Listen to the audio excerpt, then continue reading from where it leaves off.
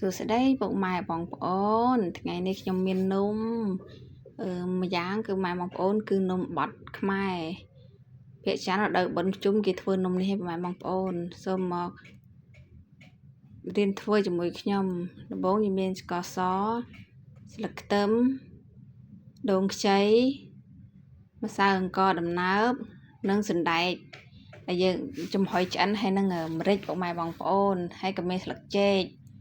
ហើយប្រេងឆាផងដែរជាដំបូងសណ្ដែកខ្ញុំយកទៅចំហុយពុកម៉ែបងប្អូនយើងចំហុយរយៈពេល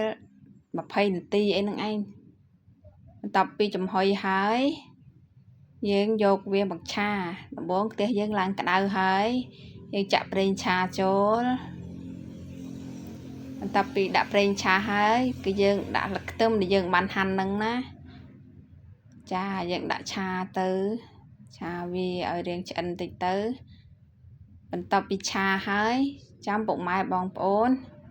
ដាក់សណ្ដែកបាយដែលយើងបានចំហុយនឹងចូលហើយពុកម៉ែកុំភ្លេចថែមអំបិលបន្តិចផងពុកម៉ែបងប្អូនថែមអំបិលមួយចុងស្លាបព្រាថែមស្ករសពុកម៉ែបងប្អូនដាក់តាមចំណង់ចំណូលចិត្តទៅចង់ផ្អែមដាក់ផ្អែមទៅហើយនេះដាក់ម្រេចហើយអានេះដូងខ្ចីដែលយើងបានកោសហ្នឹងយើងយកមកឆាវាច្បល់ទៅបងប្អូនច្បល់ឲ្យរាងឲ្យស្ងួតបន្តិចទៅណាកុំឲ្យវាមានទឹកប៉ែកយើងច្បល់វាឲ្យរាងឆ្អិនយើងគិតថាវាល្មួតចូលគ្នាហើយចាំយើងឈប់កូរវាពុកម៉ែបងប្អូន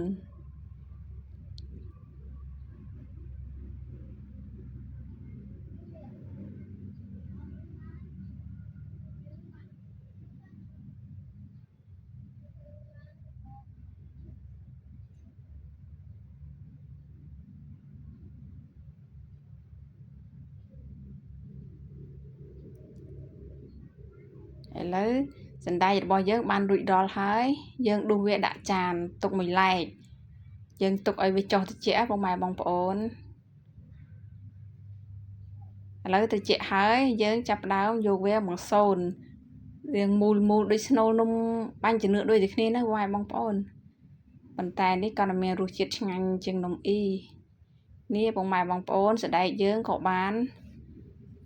រួចរាល់ហើយបន្ទាប់មកយើងចាប់ផ្ដើមលាយម្សៅម្ដងម្សៅខ្ញុំមានដាក់មួយកូនចានខ្ញុំដាក់អំបិលបន្តិចបន្ទាប់មកស្ករសយើងដាក់លាយក្នុងម្សៅនឹងដែរណាពុកម៉ែបងប្អូន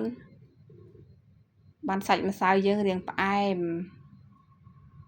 បន្ទាប់ពីដាក់ហើយយើងច្បល់ម្សៅនឹងឲ្យចូលគ្នាសិន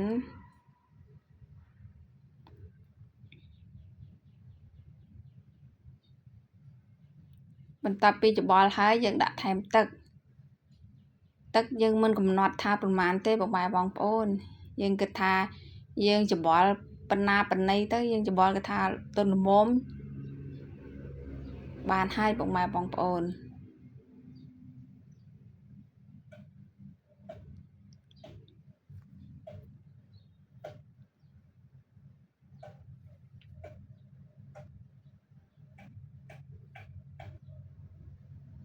ឥឡូវស្នូលយើង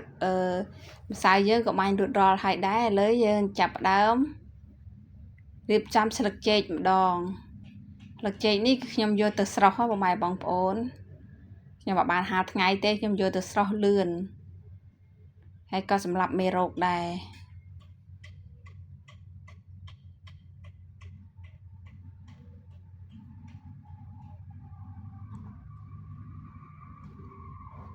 បន្ទាប់ពីស្លឹកចេកយើងសម្អាតហើយយើងចាប់ផ្ដើមមកកាត់វាពុកម៉ែបងប្អូននេះយើងកាត់អញ្ចឹងទៅមើលតាមវីដេអូនេះខ្ញុំទៅពុកម៉ែបងប្អូនតែបើអ្នកខ្លះគេយកចានមកវាស់ធ្វើជាពុម្ពប៉ុន្តែខ្ញុំគិតថាធ្វើអញ្ចេះស្រួលជាងពុកម៉ែបងប្អូន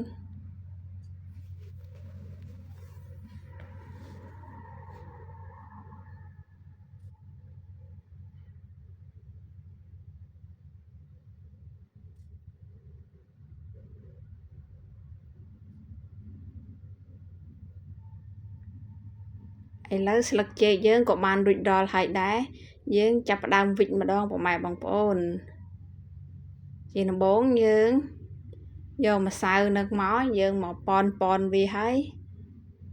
គឺយើងដាក់ស្នូលចូលដាក់ស្នូលនឹងហើយគឺយើងចាប់ផ្ដើមលុញវាឲ្យមូលដូចនំបាញ់ជំនឿដែរហ្នឹងពុកម៉ែបងប្អូន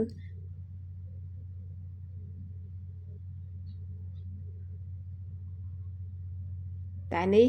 ខុសពីបាញ់ជំនឿបន្ទាប់ពីយើងលុញហើយគឺយើងដាក់ក្នុងប្រេងឆាសិនបន្ទាប់មកយើងដាក់វាខ្ចប់មកម៉ែបងប្អូនសម្រាប់លឹកចេកយើងមិនបាច់លាបខ្លាញ់ទេគឺយើងដាក់ត្រាំប្រេងឆាហ្នឹង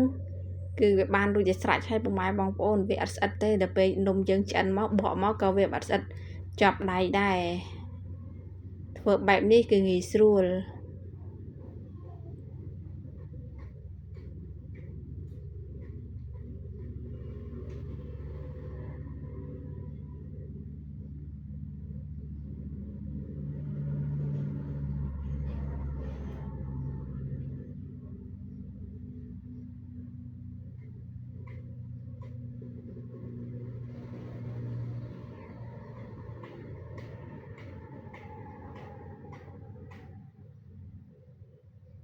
ឥឡូវនំយើង